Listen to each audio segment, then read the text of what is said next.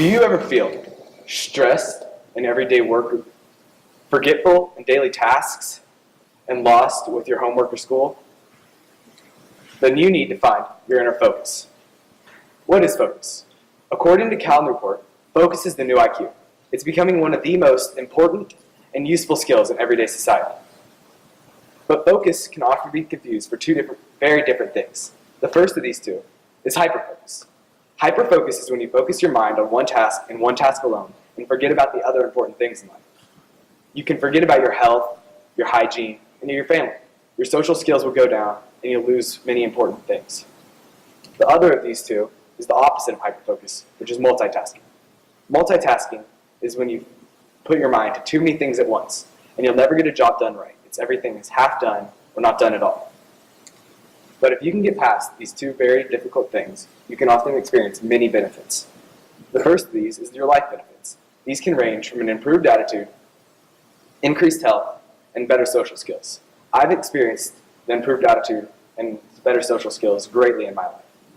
For starters, without my improved attitude, I was always sad, depressed, but now I'm usually a lot happier and always smile. And the better social skills, before I found focus, I was always last in the group, never really had many friends, but now I'm making better friends and more of them. The other form of benefits is your work and school benefits. These range from reduced stress to improved grades. I've experienced the improved grades greatly. Before I found my focus, I was getting B's, C's. Now I'm getting A's and high B's all the time. But for every benefit, there will always be your hurdles. Some hurdles in your life will range from games, which can be from a board game to an athletic event.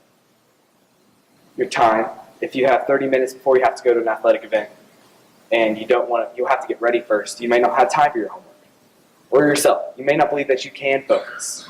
And these aren't all. You also have your hurdles in your work and school life. You have distractions, and according to Richard Fisher, the most common form of distraction is your visual distractions. These can range from a text notification to somebody walking by the window. The other form of distraction that many people experience is audible distractions, which is somebody talking or maybe even just a clicking noise from someone clicking their pen.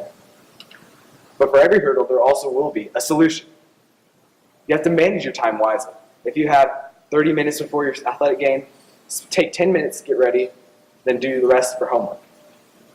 You have to believe in yourself. If you don't think you can, you have to say you can. You can't say you can't. And after you believe in yourself, you have to put the hard work in. You can't just say you can and it will happen. You have to put time and effort in. There are also your solutions in your work.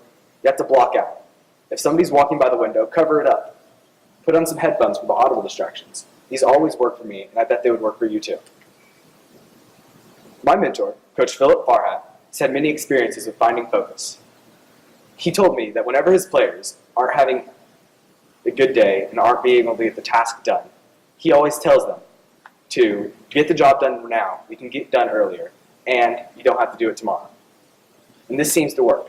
These incentives always help. Like my mentor, I've had experience with focus and not finding it. Imagine you're listening to music, and instead of one song going through your head, you hear hundreds at once. And each time you try to focus on a single song, hundreds of more come in and block you out from that one song and draw you away from it. And all you feel is this unquenchable frustration with yourself that you know you can't focus. And the only way to get rid of this frustration is to give in and let the distractions overtake you. This is what it's like inside my head nearly every day, thanks to my ADD, which stands for Attention Deficit Disorder. And in the name, it means I'll have problems focusing. And I do.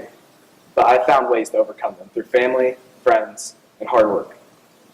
This has been a huge difficulty for me, and I've also had problems with my health.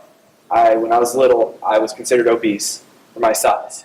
Yes, I was taller than everybody, but I was still larger.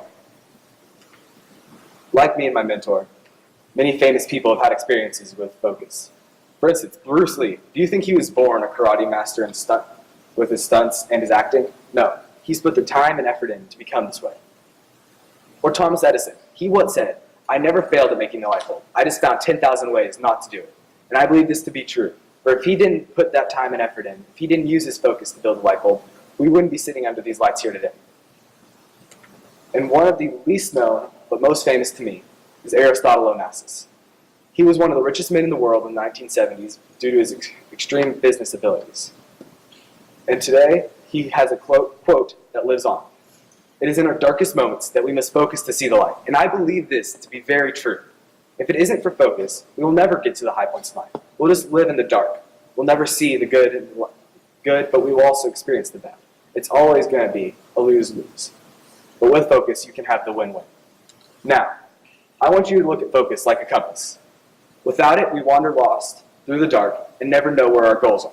But with it, we can guide ourselves the right direction to find our goals. So, are you going to wander lost, or are you going to use your compass to find your new world and your goals? So, you never know, you might just discover a new world.